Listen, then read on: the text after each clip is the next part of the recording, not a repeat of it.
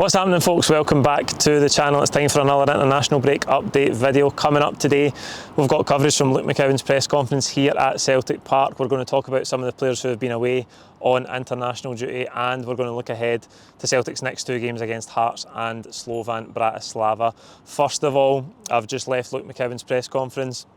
I thought it was really good, actually. Sometimes players can give the sort of blunt media trained answers, but I thought he was really open, really honest, really authentic. You can tell he's buzzing to be here as a Celtic supporter, which has obviously been well documented since he joined the club a couple of weeks back, but gave really good answers. I was keen to ask him, after reaching Celtic from an unconventional route, if you like, being at Ayr only 5 years ago, Dundee, and then coming here at 26, what advice would he give to young players who maybe don't make that breakthrough early in their career?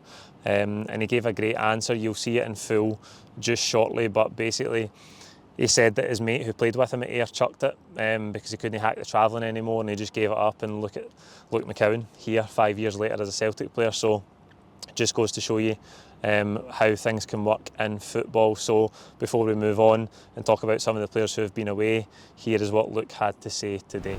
Look, your journey to becoming a Celtic player is a great example for young players.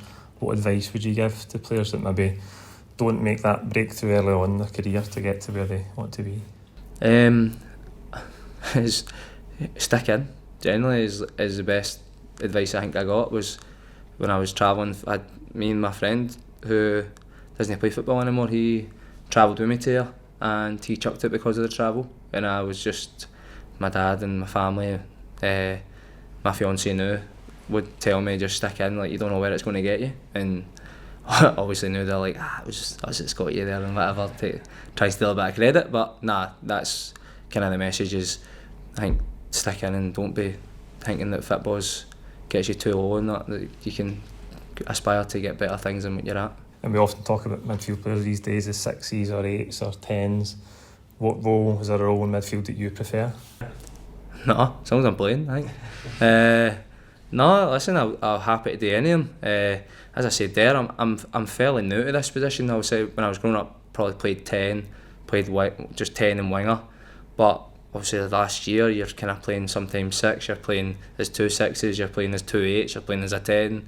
You're kind of just developing your game through it, and I think coming here as well, and regardless of what position I'm asked to play, I'm sure the coaches will coach me on it, how to play it, and I'll kind of hopefully develop as a player again. So there you go, enjoyed that press conference today. If you want to watch the full video, I'll link it up at the end of the video. Now, as international break, we're almost there. Celtic will be back on Saturday. It feels like these international breaks last about 3 months, no 2 weeks, but there has been some news, I suppose, for Celtic players. Arne Engels has been sent home early by Belgium. I think that was because he had a suspension carried over from under-21 duty. He did turn 21 yesterday. As I said the other day when I was talking to Callum, really excited to see him in this next block of games. We only got to see him maybe for 20 minutes, half an hour against Rangers. Also, Alistair Johnston came off injured for Canada the other day. I'm sure you've maybe seen coverage of this, but Jesse Marsh, the Canada manager, confirmed that it was only precautionary. He just felt a slight tightness on his hamstring. I think Marsh actually referenced an earlier game where he just came off as a precaution and he was fine to play the next game. Now, whether he's going to be available on Saturday for us, I don't know. I'm sure that will be high up on the agenda for questions to Brendan Rodgers on Friday, but I think Anthony Ralston's obviously played both games for Scotland against Poland and Portugal. If you look at Ralston's minutes, most of it has come for Scotland in the last few months, obviously playing at the Euros and then playing these 2 full Nations League games as well. Obviously tough tests for him. I think if he has to play against Hearts and then you think about Falkirk the following week here in the Cup, you expect him to have more than enough to deputise for Johnston in those games, but Johnston's such a key play for us, playing really well, so hopefully he's all right. And you look ahead to that Slovan Bratislava game here in the Champions League next week, and you'd like to have Alistair Johnston fit and ready for that game, because as I say, he's a huge player for us and he's actually started the season in brilliant form as well. So next up is Hearts here at Celtic Park on Saturday. Now, Hearts are obviously in really poor form. They haven't won all season. In fact, the last game they did win was on the 11th of May, which I think the 3rd last game of last season, and that even includes their pre-season friendlies. They're in a very, very poor run of form. They did play St Johnstone last Thursday in a bounce game behind closed doors. They won it 4-2. They were missing some key players though, like Xander Clark, Lawrence Shankland, who have been away on international duty, but that's a really tough fixture for them. They've got St Mirren away after they face us here, and Stephen Naismith is obviously under a great deal of pressure given that run of form, so it'll be brilliant obviously to heap more misery on Stephen Naismith and Hearts. But for us, it's all about keeping that good momentum going, keeping that form up. We've started the season brilliantly, obviously capped off with that 3-0 derby victory over Rangers. Collectively and individually, we've seen so many good performances. The games are going to get tougher obviously with the Champions League starting. But it's just about keeping that good energy going for us, and if we're missing one or two players maybe from international duty, it's about guys coming in to step up for them and just keep that collective performance level, because that's the thing that's got us to where we are so far.